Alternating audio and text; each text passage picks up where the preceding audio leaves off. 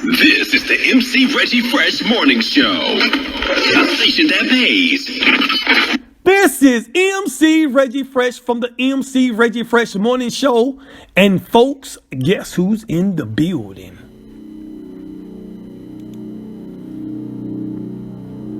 She was born in Oxnard, California. She graduated from Oxnard High School. She graduated from NWMSU with an associate in business management and an entrepreneurship. And she's the owner of Designs of Mind and Sparkling Cleaning Service. Ladies and gentlemen, let's welcome Miss Kesia Winbush.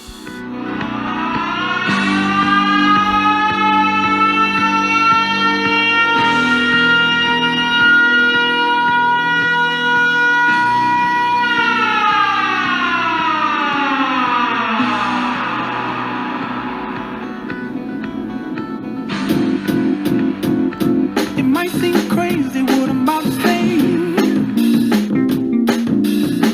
Sunshine, she's here, you can take a break. I'm a hot air balloon that could go to space. With the air, like I don't care, baby, by the way.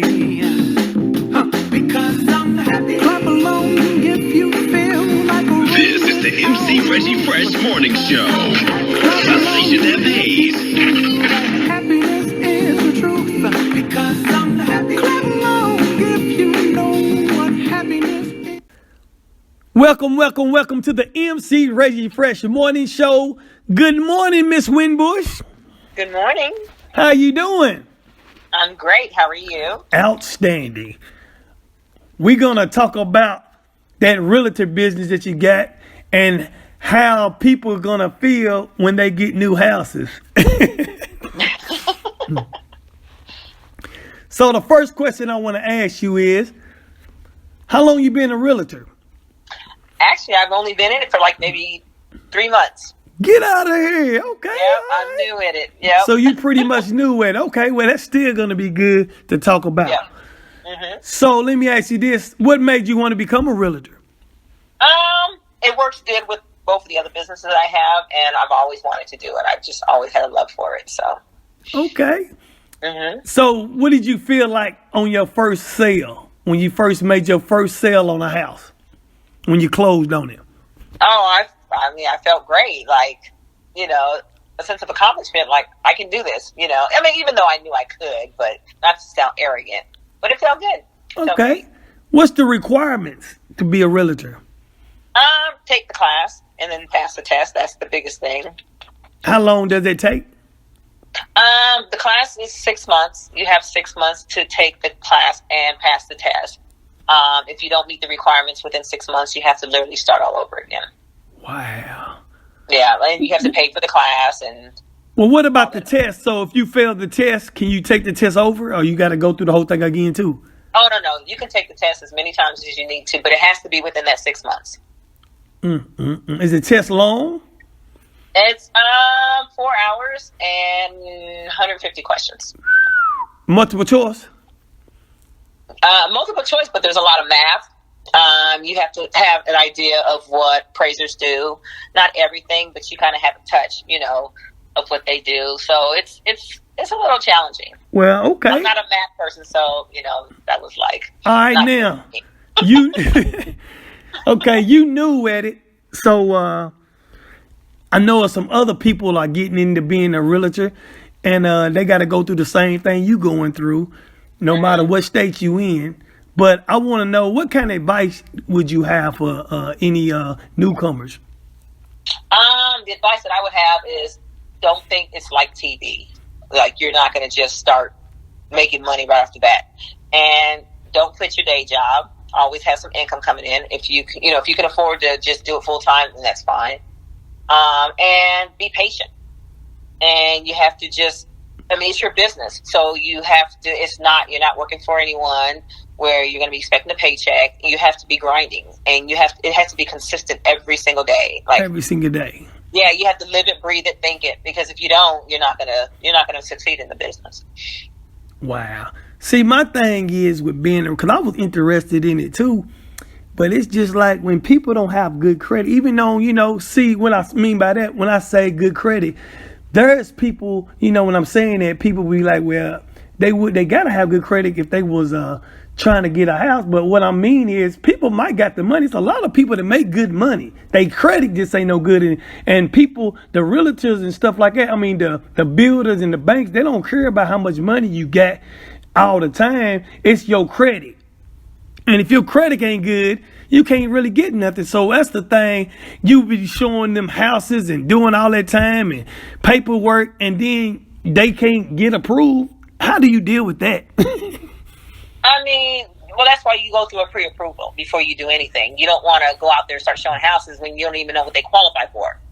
Okay. All right. People can tell you that I want a house that's 4 bedrooms, 300,000 or 400,000.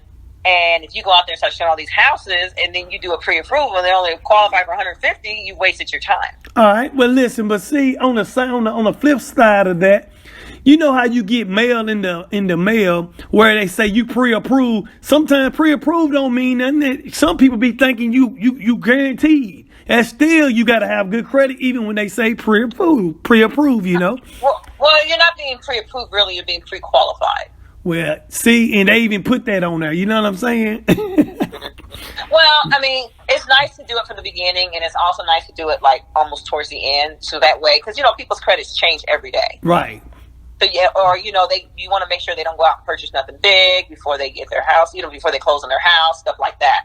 So they got to be mindful too, or not go over so many a balance as far as their credit cards and stuff, stay within their means, so that way if they pull another credit report, it won't look like they can't afford that place that they're trying to get. Oh, I see. Now, are realtors sort of like a teacher to their client because they telling them, okay, don't apply for this, do this? Do you ever tell your client, do they, what they need to do to make it right so they can get the house?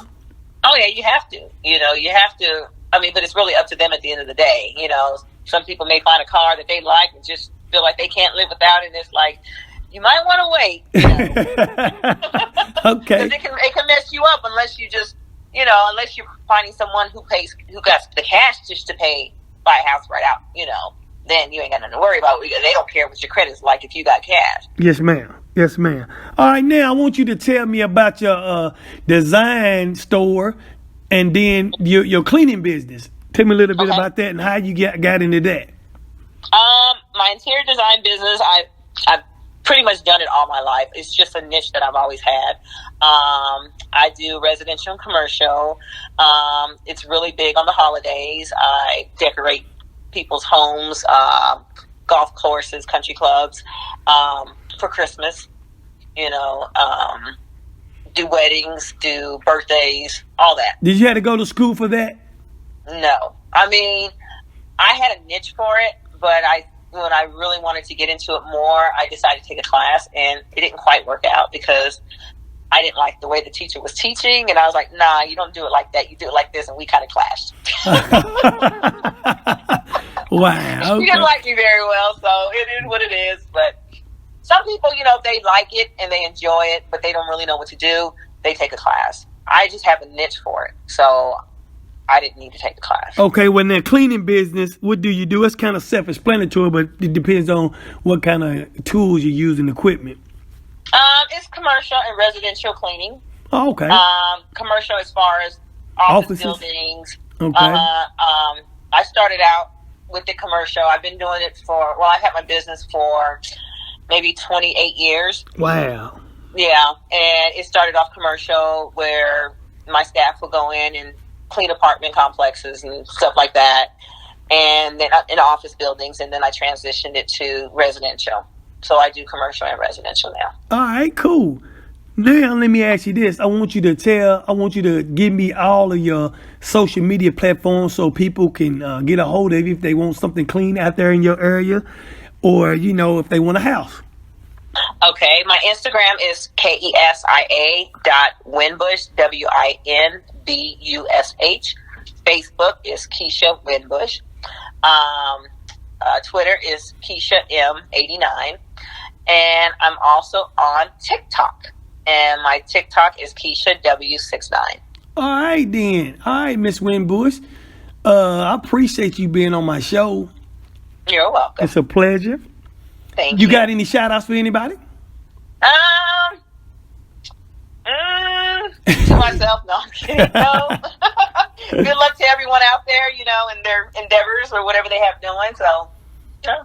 Okay. All right, then. Again, thank you for being on my show. And I got one more question to ask you, Miss Winbush. Okay. I want you to tell the whole world out there what's the best station in the land and the station that pays. The one and only, the MC Reggie Fresh Morning Show. And there y'all have it, folks. She's coming to you from California. That's Miss Kesia Winbush. She was right here on the MC Reggie Fresh Morning Show. This is the MC Reggie Fresh Morning Show. A station that pays.